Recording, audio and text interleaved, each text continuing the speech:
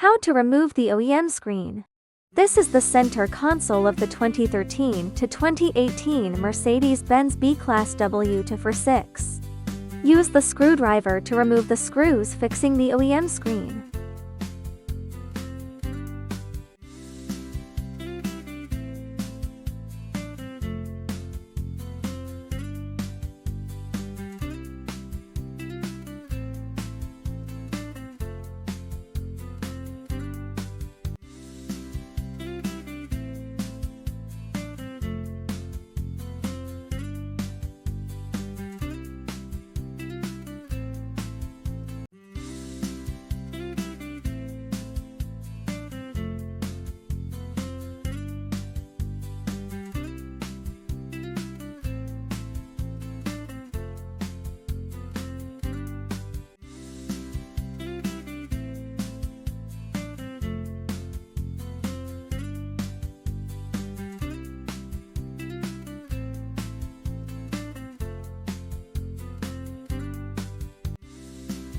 Unplug the power cord and LUVs cable behind the OEM screen.